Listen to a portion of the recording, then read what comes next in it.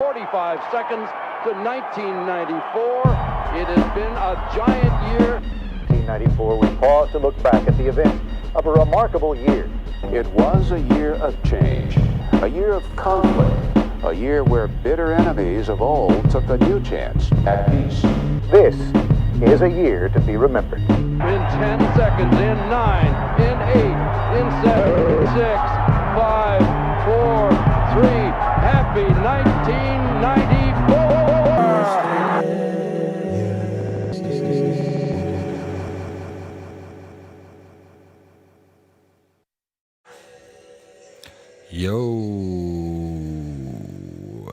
Yo, welcome to 1994 was yesterday. It's a podcast about hip-hop from 1994 to present, comparing hip-hop through the decades. We'll also talk about current affairs alongside the culture and all that includes everything to do with the culture, basically. Follow us at 1994 was yesterday on Instagram. Subscribe. 1994 was yesterday on YouTube. And yeah, what's up? How you doing? Good. How are you, brother? Good, thank you. I'm pretty hot. I know that much. It's warm in here and outside. It's hot and sticky. Oh, you're not wrong there, mate. I like my weather like I like my women. Fiery And pale. and wet as well from the floods now.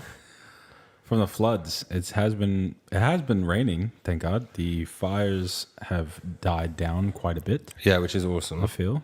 But the only thing I'd say with that is with that rain, it's relief for fires, but brings new problems of flooding. And then I just saw actually earlier today that there's massive hailstones, golf ball size ones down in Melbourne, and they're smashing back windows of cars. So one problem goes, and the other one. Weather vandals. Yeah, I know, right? So yeah, that's something.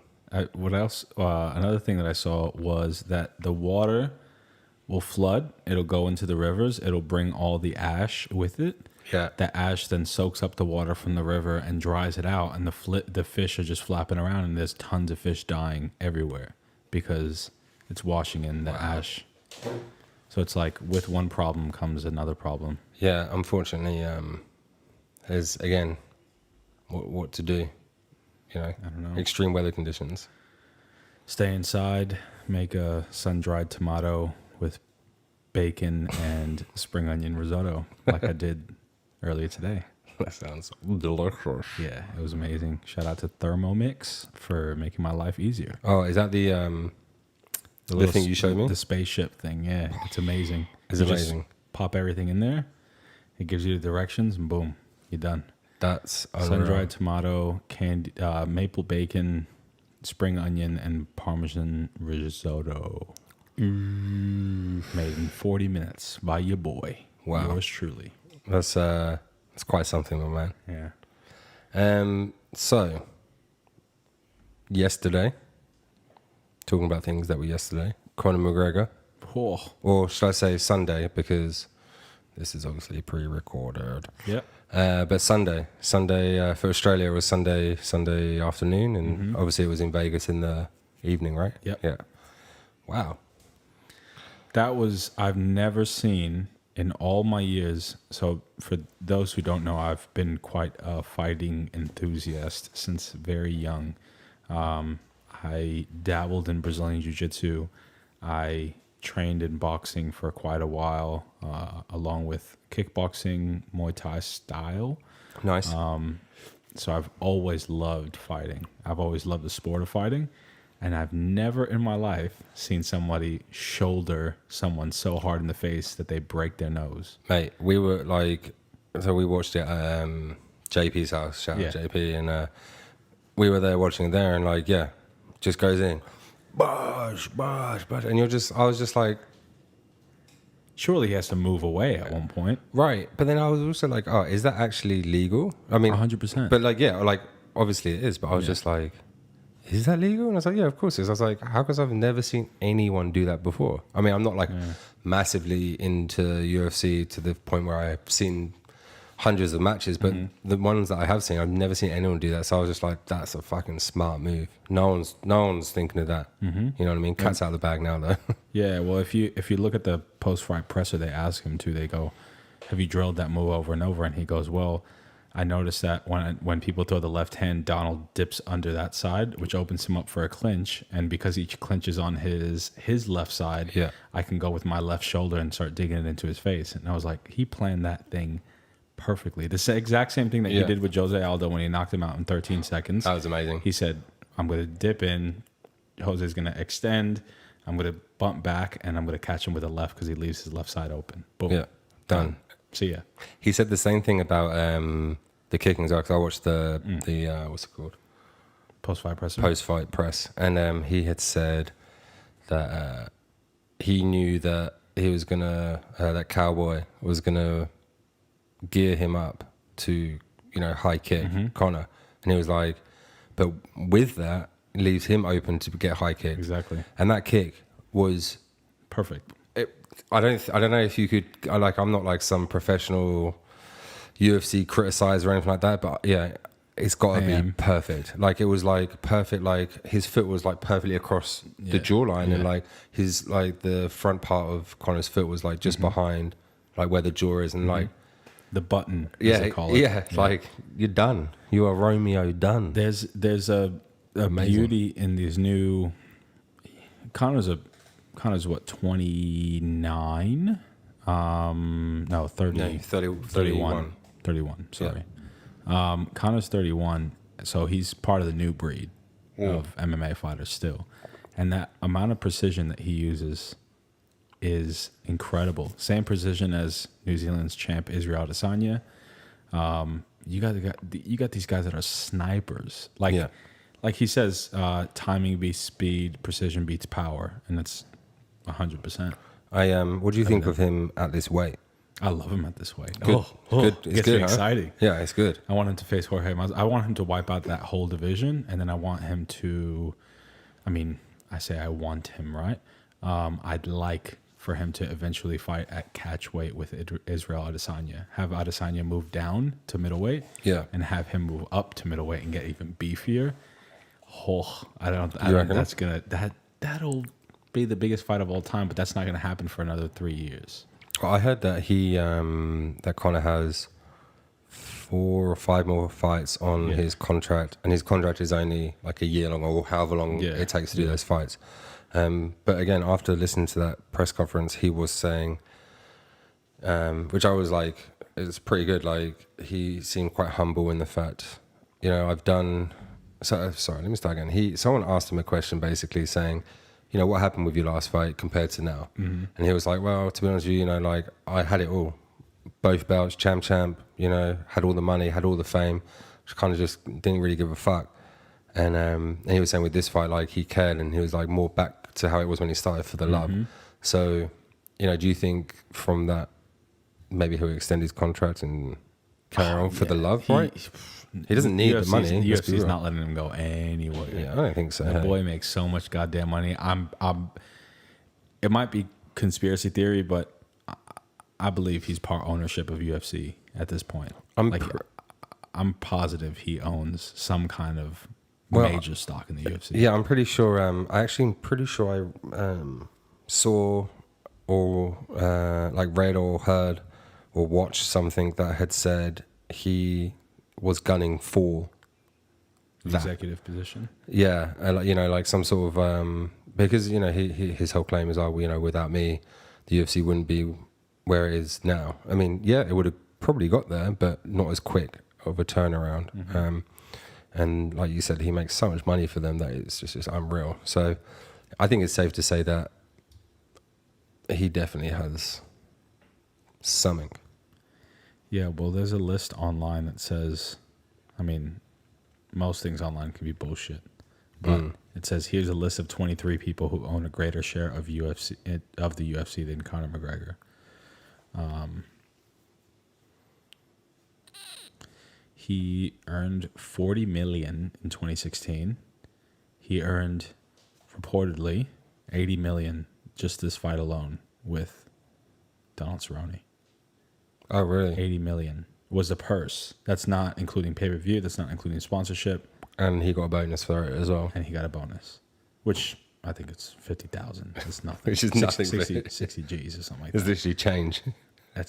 He coughs in a napkin. Yeah. That is worth 60,000. Yeah, it's Let's be real, man. But what do you think of the man Conor McGregor? In my eyes, he is one of the greatest mixed martial artists to ever live. There's no doubt about that. He is one of the most technical and precise and powerful fighters. Easily the best trash talker in the history of MMA.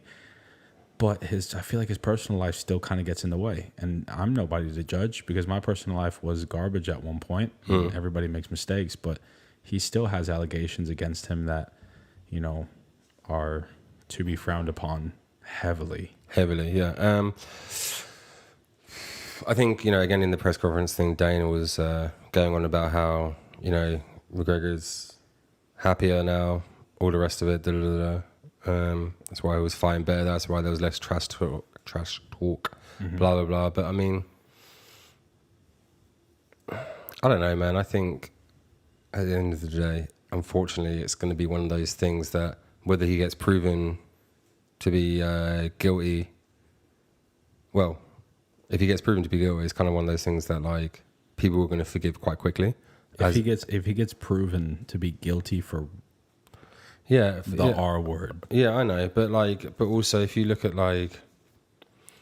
it's not like his career will be over, but it's not like he still is this multi-billionaire. He's still I just don't think it will make that much of an impact on his life as one would think. But again, you never know. I mean, who am I to say what happened and what didn't happen? There's a lot of people who are absolutely mental psychopath people who,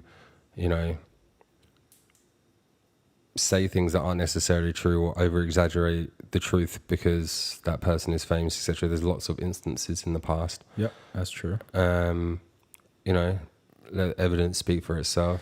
It's odd. It's odd though, because I have a friend from, if I'm not mistaken, he's from the same area as Conor, and he tells me all the news 3 weeks before it even comes out. Yeah, he goes, "Oh, this happened in Ireland during Conor's powder days," and he goes, "Man, oh my God, you can't believe this! Like this week, this and this happened.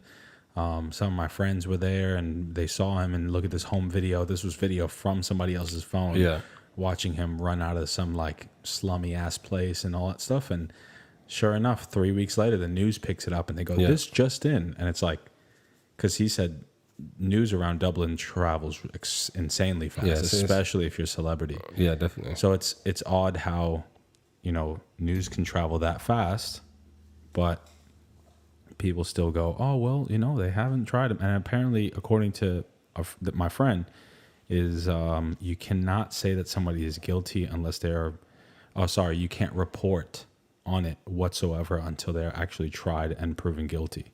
So you can't even say that this person is a suspected rapist. You can't even say that. Yeah, because then I guess he could sue for defamation of character if it's not proven. Yeah, I mean, we'll see how it plays out. I mean, hopefully he's a great fighter, but I don't know. It's still, I mean, it's also a bit of a character that he's putting on, you know what I mean, to be the good boy. Because when you looked real quick in the octagon, a flash of him came back. Yeah, I saw that. And he just started getting all riled up again, and then he noticed what he was doing and pulled right back. Yeah, he composed himself. But I think it pulls parallels, and I want to go because you can go down the rabbit hole. But for example, with Michael Jackson, a really high caliber professional person at the top of his game, just like Conor's at the top of his game. Michael Jackson alleged of X, Y, and Z, kids, all the rest. Yeah, you know what I mean. But people still, I mean, which one's kind of? Well, it's not about which one's worse. They're both as bad as each other. But the point I'm making is, during what I was saying before, is that like when you have someone who's of that caliber, there's always going to be people who are like, "Nah, that's bullshit. Like that never happened. Doesn't matter if it's proved. Yeah. It's bullshit." And Michael Jackson, as his legacy, he still stands strong. And for me, like, from my personal things, you know, I think what I think, but his music is always separate to the person. Right. Just like Connor, like I think his fighting and the way he is, all this sort of stuff, that personality, I think is separate to the person. No, I don't know what he's like behind closed doors. Maybe he's a fucking maniac, or maybe he's like just a chilled bloke who just, I mean, who knows? That's it. At the end of the day, who knows? And we can always speculate, but at the end of the day, it's not our life. No. So, but hopefully it all works out. Hopefully, for every party. For every party, yeah. Someone who it didn't work out for, briefly, to sort of talk about, is old Prince Harry and Meghan Markle. They, I saw on some British newspaper headline, it was Meg Exit. That's quite Megxit? Yeah, that's pretty funny. So yeah, but yeah, I heard that they were moving to Canada, and that's cool. Romeo done. That's pretty cool. I mean, people were slating. I actually had a conversation with someone who's a bit older than us last week, and they were like, "It's disgusting. Like, you know, he's supposed to be this person to like a real royalist type thing." I'm not really into the royal family. I don't really care either way. It doesn't really affect me in anything that I do. But when it comes down to it, I saw a report, like he had mentioned about how on some interview or off the cuff remark, how, you know, his mum basically got killed by the media. He refuses to let the same sort of thing happen to his wife, which fair play to the bloke, man. At the end of the day, like, you know, fuck that shit.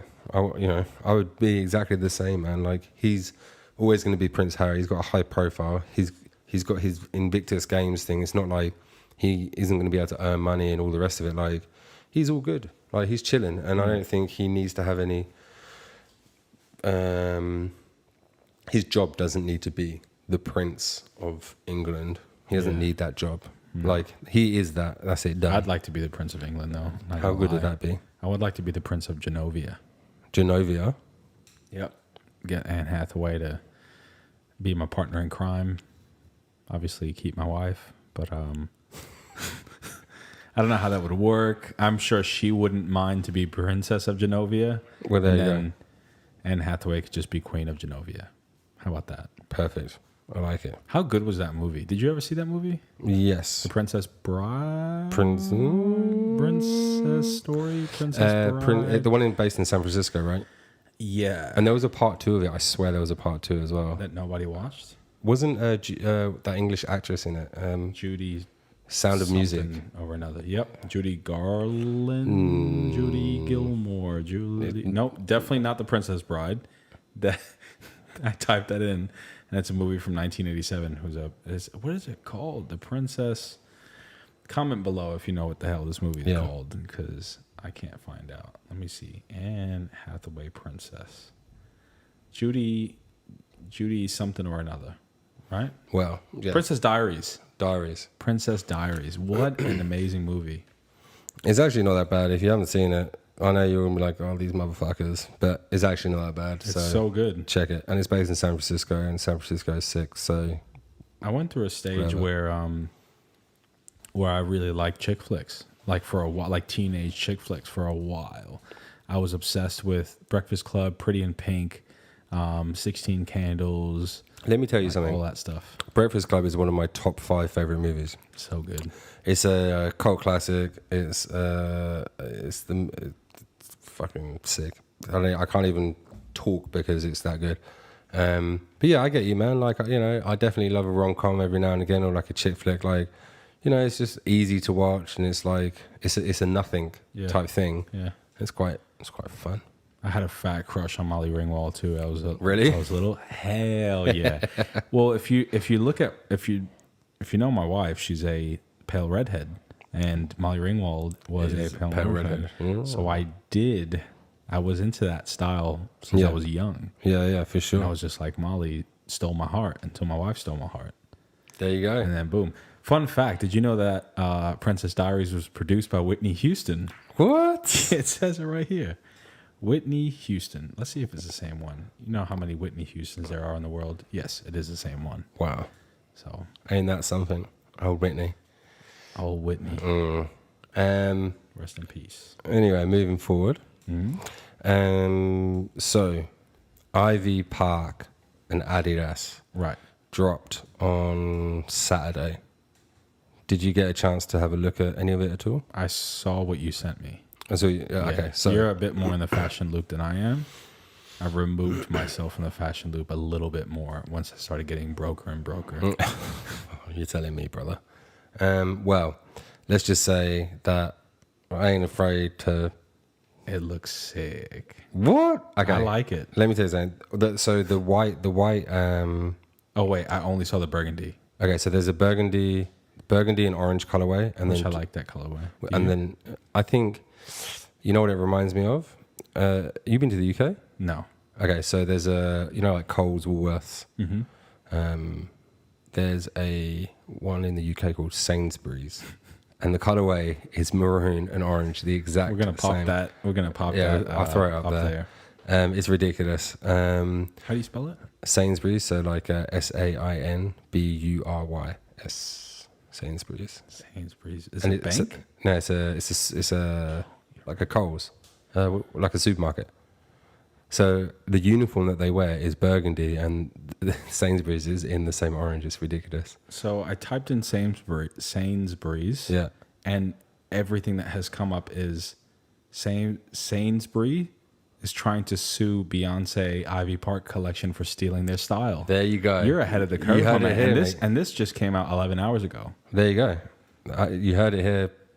Sainsbury's Well- is trying to sue Beyoncé and Ivy Park for stealing their color scheme. I'm telling you, it's exact same. So yeah, I'll throw it up on the just up on here. So yes, I don't mind the colorway. The other colorway was just white on white. Now the white stuff, there's a hoodie, a sweater, and a t-shirt that are pure fire. Like I very much enjoy. The burgundy stuff, the same thing. The hoodie, the t-shirt, and the oh no, sorry, they don't have the hoodie. The t-shirt and the sweater, fire. They have tights, like female tights. So most of Into it, the tights? huh? You into the tights? I am, but in this collection, they're definitely female-oriented tights. They got like mesh vented parts. They're just very female-orientated. Which I think is sick. And then what's the other thing I liked? And then the Ultra Boosts. I liked them, and I liked the night joggers. Everything else in there, fucking garbage, right? Like the backless cap? Did you see that? Okay, so you know what's funny about that? I think that's garbage, and I showed Sophie, and so that Sophie's my partner, and she said that is so perfect because I always want to have a cap on, but I want to have my hair high up. So actually, Hey, we don't even know about that. I didn't even know that shit. So Sophie's ahead of the curve. So actually, logistically, that's actually quite a good garment item. But long short of it is, if you go on the Adidas website, at least the AU one, all the white stuff is sold out. Yeah, I Are you on there now? yeah, I'm on there now. The white stuff is sold out. The only thing that's left is the orange and burgundy. Oh, that and then you they don't like. and then they have the all orange as well. Yeah, sorry, I forgot about that. So they have a bra that is like a sports bra that's burgundy with orange stripes, which is sick as well. Like if I was a chick, I'd definitely be rocking that. But all the other shit is shit. And how about this for an unpopular opinion? And let me know what you think down in the comments, people. She is the wrong person to model it. Now, I know that's a thin line to walk across. I'm not gonna. I have a lot of really bad opinions, so I'm not gonna judge you for yours, if anything. But so let me explain where I'm coming from, right? So I think that when you see the images of her, don't get me wrong, I'm not like, oh, she should be this and should be that. I just mean specifically her as a model, her the way it sits on her, the clothes, specifically like the tights and the track pants, because of the way it just looks, the clothes sit on her really weirdly. And I think that, like, if I was of any sort of charge, I would maybe think maybe we should have more than one female representing a body shape. That'd be cool.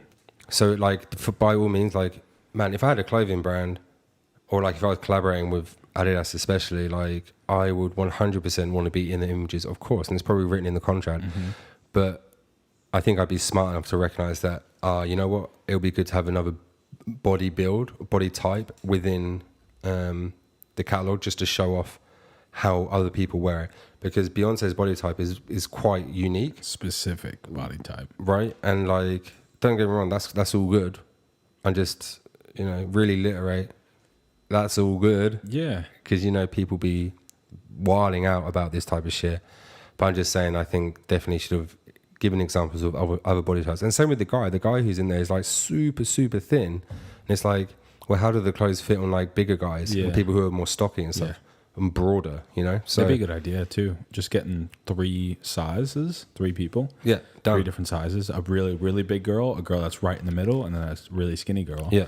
With them all wearing the exact same models of clothes, so that you can see how you can style it if you're a skinny girl. Exactly. Because maybe those, I can't imagine, but maybe the pants that Beyonce fills out really nicely is not going to look as filling on a very skinny girl. Okay, so a good example is Reese Witherspoon.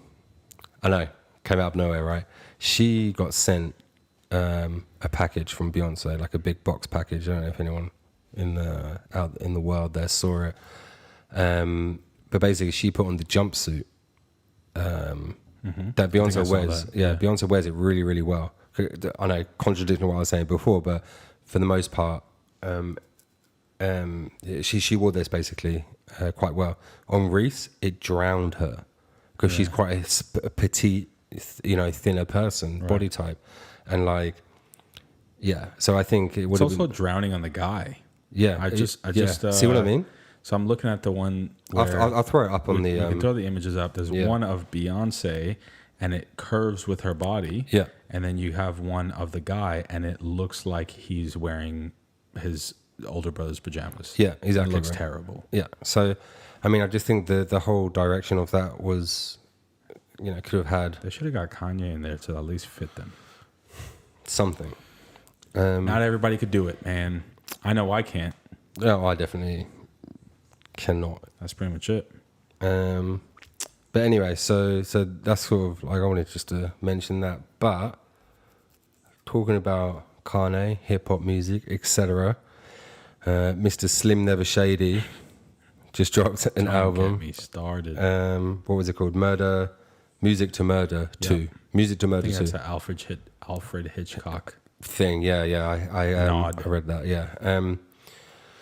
Okay. Initial thoughts, mate.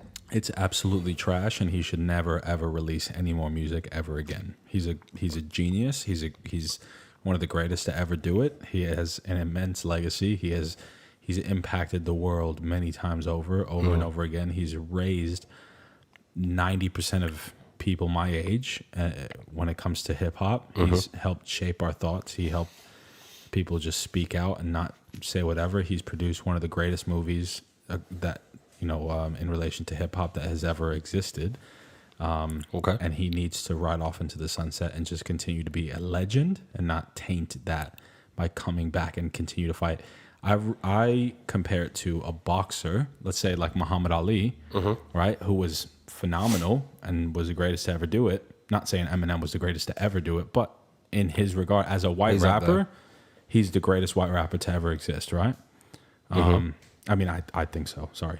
It's like Muhammad Ali coming back when he's way older, past his prime, and then just continue to try to fight, and he keeps losing. There's obviously Muhammad Ali fans that will keep going like, yeah, of course, that's still like, for him. keep going. Yeah. But I just can't. I can't look past everyone that says that his album is awesome or they're excited for, are like really bogan Australians or like rednecks and like all these people that they felt like they had a bit of a voice in hip hop because he was around and they definitely did and he definitely did. But the people that are supporting him now are just supporting him because he's Eminem, not because the music is any good. So these are people that their opinions by default suck most of the time. And this opinion also sucks. So I got into a little bit of a tit for tat with this kid on Facebook. Oh yeah. What happened? Well, he just posted about the new Eminem album, and I was like, man, save your time. It's really bad. And he's like, I don't know what you're smoking, but this thing is amazing. And it's like, I'm smoking something better than you, that's for sure. Like, are you kidding me? This doesn't make any sense. Like, dude, I'm sorry, but we bought the character of Eminem. You know what I'm saying? We bought the character of Marshall Mathers Eminem. Yeah, absolutely. When you come back and you're writing love songs and you're teaming up with Ed Sheeran, that's not the character. You changed the whole different character. That's like trying to bring The Godfather 4 and make it a comedy. Yeah. It's the exact same thing. It's like, don't ruin something that's awesome. Just close that chapter and now come back as something else. How about you produce other people instead of just coming back and trying to change the whole genre again? And then he's trying to mix like weird little like aggressive songs with like love song. Like, what the hell is going on? This has no flow whatsoever. Yeah, it does seem specifically with some of those tracks that are like that, it does seem all over the place. It seems like he's trying to prove a point, because he tries and does some of that like mumble stuff, and it's like, bruv, you don't need to do that. Like, you can rap really quickly and without it being all slurred and bullshit. It's like, just stick. I understand that like maybe creatively it's more fun, all the rest of it. Then just release a mixtape, just a chill, that's whatever. It. Like, who gives a shit? Like, this is for fun thing. Mm-hmm. And if it's sick, it's sick. If it's not, then whatever. But like, that my first impressions were, I was listening to the intro. I was like, all right, cool. This is the first track. I was like, oh, this is not so bad. And then it just got worse and worse and worse. It's like, oh, you got all these big names. You got Royce the 5'9", all that, and it's like, it's shit. I can't believe they even co-signed on that stuff. Man, you could tell that the money must be tight or something. There's got to be something going on, because I mean, why would you bother? I mean, I don't know. Maybe he's just surrounded by a lot of yes men. You know, I guess a lot of the time that happens, and people are like, yeah, that's sick. Like, 50 Cent was surrounded by a bunch of yes men, and look how he turned out. I know, unfortunately, man. Like, I actually, Sophie and I just watched Get Rich or Die Trying, and like for the 50 millionth time. But this is the first time she saw it, and she was like, oh, it's really, really good in that. And she's like, oh, like, I don't think I've really listened to him that much. And like, I was like, don't worry about any songs, any albums except for the first one. Yeah. Get Rich or Die Trying was sick. Another one that goes down in the hip hop greats. You know what I mean? Like, it was just a banger. Every song was a banger off that album. Yeah, and you know what? I'm definitely not someone who's like a massive fan of 50 or even Eminem, old Eminem. Mm-hmm. But like, fuck, bro. Why didn't someone just sort of shake him? Like, Royce is supposed to be his mate, like his boy. Or why don't he or anyone from D12 just be like, yo, what the fuck are you doing? This shit's whack. But they don't want to. But he can do something. This is the issue is that he can be better. Yeah. Like, I know the past 4 or 5 albums or whatever is shit, but there is proof in the pudding. But if your past 4 albums are shit, that must say something, bro. It's not everyone else. It's you, bro. Like, that must say something. That's like being with meeting a girl and her going, oh, I had 10 other boyfriends, but they're all crazy. It's like, it's a red flag. Oh, just man, it's the biggest red flag. Somebody has to go in there and go, listen, man, you only have a couple tries left before you ruin your reputation. Yeah. Because right now, to be honest with you, if another Eminem single ever came out, I won't listen to it probably. And I'm not saying this from a high horse at all. My listen means absolutely jack shit in the sea of people that are listening. He is making millions off this album right now as we speak. He can fart for 5 minutes straight and it's going to make millions of dollars because it's Eminem. But as a fan and as a lover of hip hop, it's an insult to put out an album like that. Well, that's why it's like, you know, you have people like us who kind of stick to our decade-ish. You know what I mean? Like, we kind of stick to that 94 onwards bracket of like 94 to 2004-ish or whatever. You know what I mean? Like, we kind of stick back then because it's like everything is just... it's better as a whole, as a collective. Like, yes, there's obviously great things that have come out since then and all the rest of it. But as a collective, like, you know, that's why, you know, I think Eminem, his past shit is obviously way... it's doesn't even match up to anything he puts out now. It's like such on a high level, and that's the stuff that he first brought out. Yeah. I don't get it, dude. Like, Yeah. and I love. I'm someone that I love old hip hop and I love hip hop of today. I listen to someone like Earl Sweatshirt, and everybody and their moms is listening to his most recent album and going, "This literally sounds like nails scratching on a chalkboard. This is horrible." Yeah. But I can look past that and go, okay, poetically, what is he trying to do? For some reason, I can't look past this Eminem album and see, okay, poetically, what is he trying to do? Because he's featuring people that are only radio banger moneymakers. Yeah. Which is clearly, he's trying to put himself in the radio banger moneymaker section. Meanwhile, Earl is featuring people who you never heard of, his neighbor from across the street. You know, meanwhile, he's a huge artist, but he's featuring people like his neighbor from across the street. Eminem's featuring, and I love Ed Sheeran. I'm someone who, I think Ed Sheeran's, he can slap. You know what I mean? Like, he can put together some bangers for sure. But it's just so odd. Just, I don't know. And again, like, yeah, I might get to that point where I'm 40 something years old and I'm still making music and people going, fuck, this kid didn't bump from when he started. Yeah. Why is he still going on? And Eminem's probably just doing it for the love of it. He doesn't give a damn what we think. Yeah, that's true. And that's rad. But surely when you put out music, it opens up to interpretation. And we're just giving our opinion. Yeah, I mean, you have someone who releases something like that who is live and kicking, and then, you know, the same day or the same period of time, you know, you have Mac Miller dropping Circles. And it's such a contrast between the two, and it's like, wow. Like, I listened to them, the first time I listened to both of them, I listened to the Eminem album first, and then Circles back to back. And I was like, oh, how refreshing is this? Yeah. Fuck, this is, whew, I can relax and like just chill and like really like dive into the tunnel of like the album that is Circles. You know, really sort of like take that deep dive into Mac Miller's fucking Circle Ocean and just immerse myself. It's so good. That Amazing. entire album is absolutely flawless. From track one. It makes you a bit emotional too. Oh, it's all that, mate. All that. Emotional roller coaster, that whole album. Hats off to Mac's people around him that have managed to, you know, put that together, finalize it, and distribute it. Yeah, like, yeah, massive shout out to those guys, because, I mean, it couldn't have been easy sort of mixing that down and listening to him over and over and over again, remembering those sessions and all that shit. But what an amazing album. Let's wow, super impressed. Do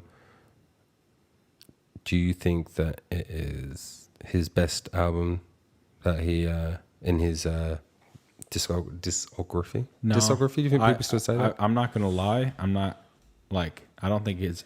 Then again, I've only listened to it a couple times. Things tend to grow on me, and I go, "Oh my god, this is the greatest thing ever." Yeah.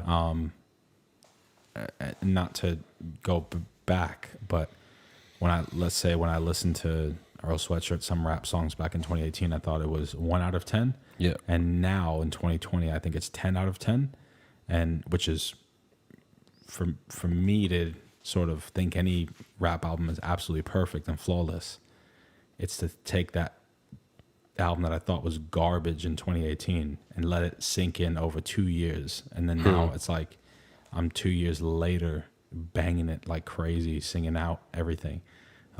Circles is definitely going to be an album that maybe I will consider to be his best album later on. But as of right now, I still think, like, with the features and everything on Swimming, and by features I mean specifically Thundercat, because he's my favorite bassist of all time. Second favorite bassist of all time. That whole album had you grooving from the moment that it started to the moment that it ended. So I think that he peaked in Swimming. But Circles is just a continuation from Swimming, really. Yeah. It's just that season 2. Yeah, right, okay, yeah. What about you? Yeah, I think I would echo that for sure. I I definitely am more inclined to the more upbeaty type beats. But yeah, I think I definitely echo you for sure. Also, 070 Shake, shout out Jersey. 070 Shake released a new album. I think it was yesterday. And everything she's been putting out is really good. I listened to the album. I was really excited. And she put out, for the past 6 months, she's been putting out singles. And sadly enough, the only memorable or good song, I shouldn't say good, the only memorable non-background music songs on the album are the 6 singles that she put out. And I'm so not a fan of people putting out singles and then putting out an album and including all those singles into the album, because I feel like it's cheating. Yeah, because then you just got 6 songs out of what people do 12 now or something ridiculous. Exactly, yeah. So half the album. So I know half the album already, and I think that they're already good. So now it's going to drop the level of all the other stuff. What do you think about that? You know, when we were growing up, we would get 22, if not a 2-disc of 22, and now people drop 12, 8-track albums. 5, yeah, and they're shorter. A lot of the time, 2 minutes long. I like it because of the science behind it, where now we can put out music way quicker. I can record something today, and next week it'll already be on Spotify, right? 'Cause, give or take, it could really be on Spotify in about 3 days. But you have someone like, let's say, Kanye, who produced and put out those 5, I think it was like 5 different tapes. You know, you got Nas, you got Tiana Taylor, Pusha T, Ye, like his own Ye stuff, and if I'm not mistaken, maybe there was one more that I can't remember. But he can pop stuff out a lot more now. You know, people can pop stuff out 2, 3 times a year if they want to. I like people dropping singles. I think it's cool. I'd rather, instead of getting an album of 12, I'd almost rather get 1 single a month, like Frank Ocean's been doing it lately. Oh, okay, yeah. And just give me something new every month that I can look forward to, and I can bump over and over and over and over and on repeat. Because if your album, I'm not going to listen to the entire thing for, let's say it takes an hour to get through your album, and then to listen to it again. But the single, that only takes 4 minutes. Yeah. So I can listen to that on the 10 playlist. times a day. Yeah. And imagine the amount of money that they're getting from people just bumping that over and over. That's definitely, you're onto something there for sure. That's definitely the way forward. I think I actually really, really like that idea, massively. Yeah. You good? Yeah. I'm just readjusting myself. So yeah, I guess massive fan of the new album. Yeah. Can I tell you what I'm not a massive fan of? What? Apart from the Eminem album? No, I don't know. What is it? So the other day, I was watching Ellen, and I saw the Black Eyed Peas perform their new song with some random chick. I wish I didn't tell you to tell me. It was horrible, obviously. It was really horrible, actually. God, why do they keep going? But do you remember Black Eyed Peas before Fergie? As in, like, when they were like a band? Yeah, like original. Yeah. Fuck. That was so sick. Yeah. It was new. It was I remember it so vivid. Like, I loved it, man. It was sick. I think my boy Ashley Edwards turned me onto it, and I was like, whoa, this is fucking sick. Because I think before that I'd only listened to sort of like hip hop that was produced as opposed to like live hip hop. You know what I mean? Yeah. Or maybe it was, but I didn't realize, or some shit, whatever. Yeah. Fuck, man, amazing. And then they got that Fergie chick into their band, and yeah, all right, maybe for money wise they did relatively well, which is okay.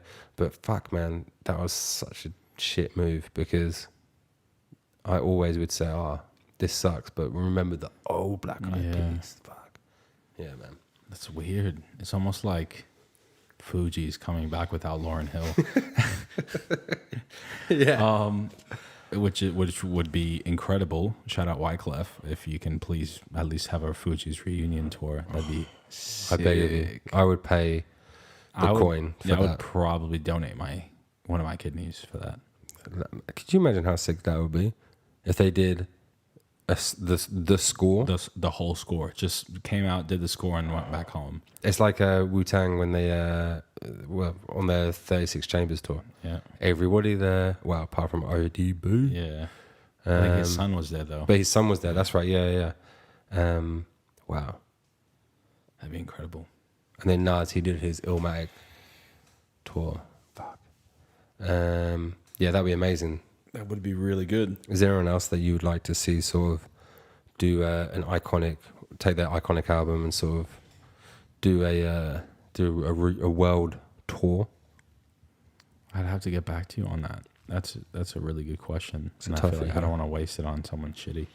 For all you people out there, hit us up on Instagram or write down in the comments, you know, if who you'd like to see come back and sort of just do their thing on a world tour. I think for me it would definitely be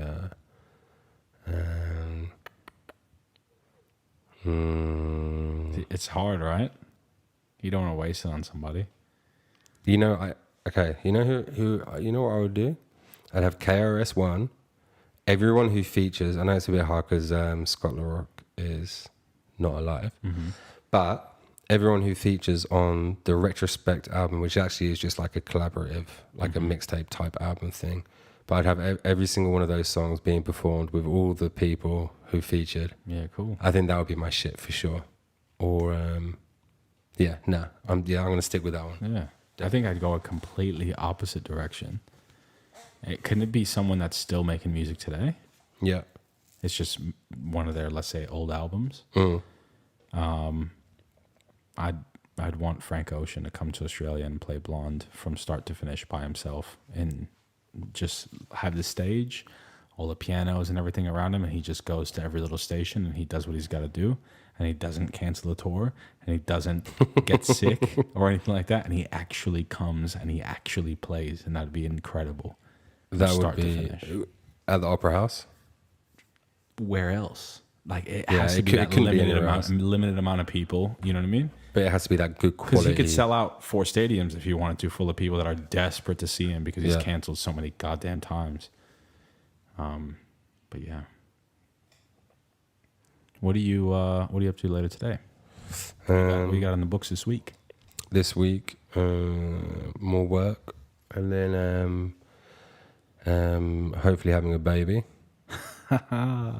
So that's on the cards. How sick. I know, it's crazy.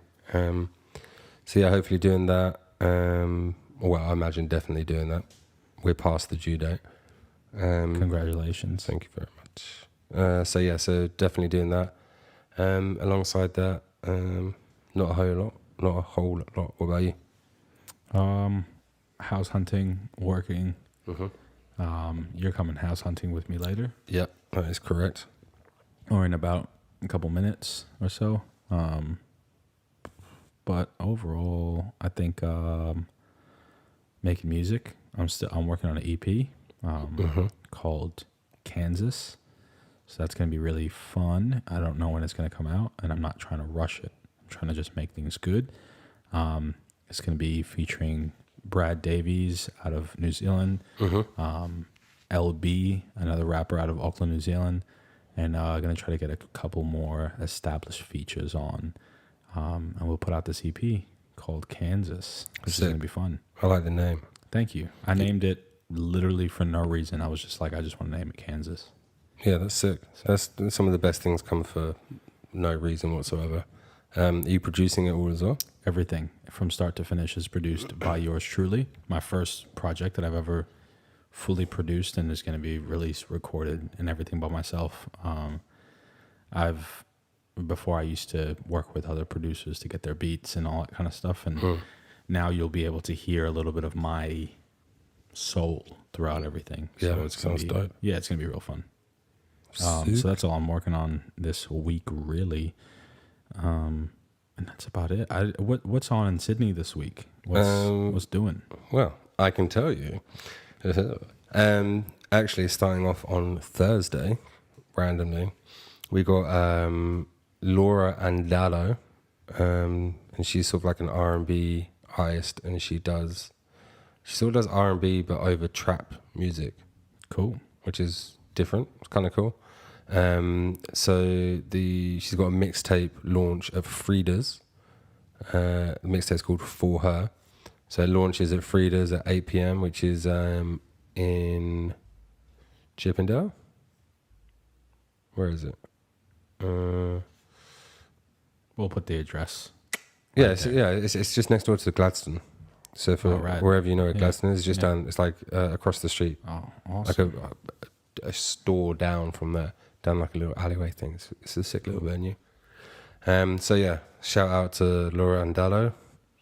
And then on Friday we got Hip Hop Fridays after work drinks at the Carter, which is in the city. It's in Darling Harbour, I believe. Marquis Saturday, hosted by ASAP Rocky. Ooh.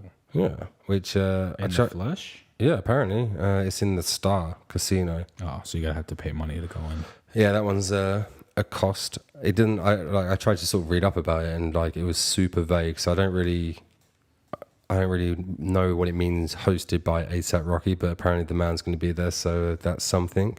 Yeah, cool. Probably rocking that new ASAP Yams chain that old mate Drake hooked him up with. Taylor's Friday night mixtape at Republic Hotel on Pitt Street, which is like a rooftop bar. I'm pretty sure I've been there before. I can't remember what it was called, but I'm pretty sure I've been there before. You had to walk through like an Asian restaurant. That's really weird. Oh, cool. But yeah, sounds dope. And then we got Flying Lotus at on Friday Theatre at 8:15. Yeah, my boy's going. Yeah, I can't afford it. It's $80. That's not too bad. That's not too bad to see a legend in the beat scene.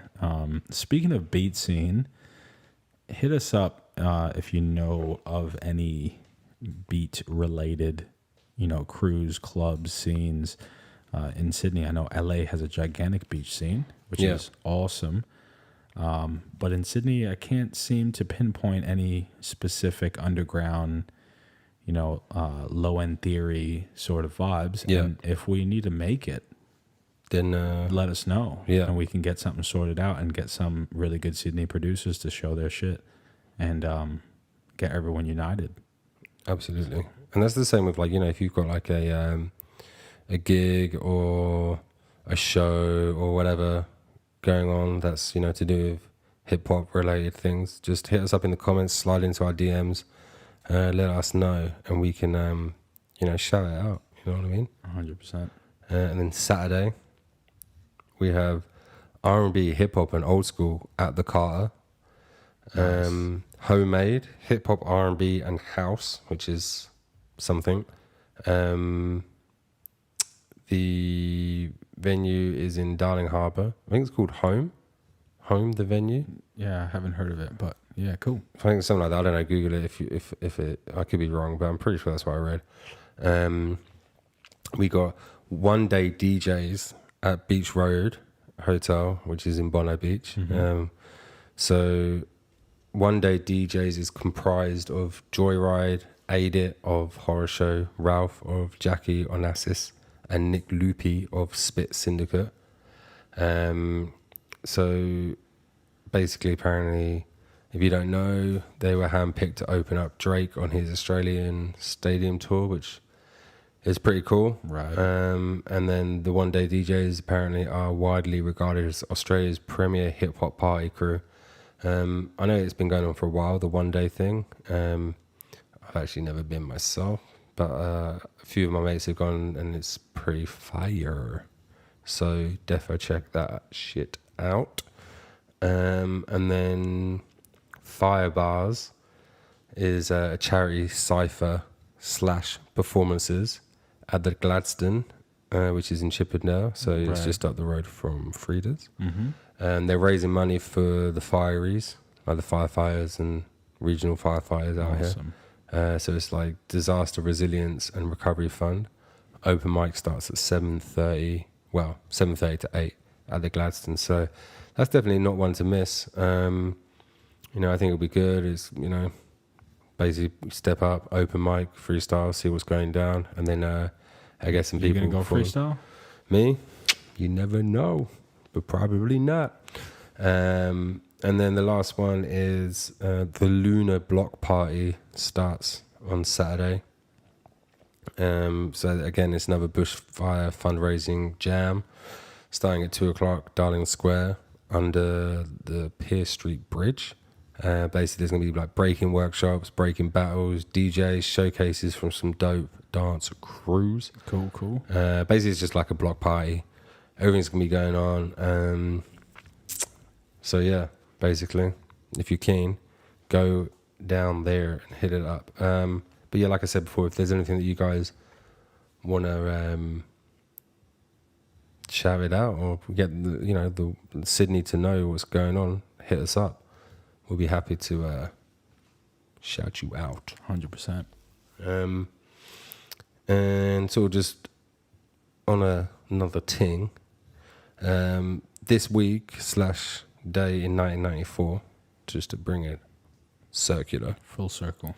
For all you cricket lovers out there, which is basically just Australians, because I'm not really a fan of cricket, Angel.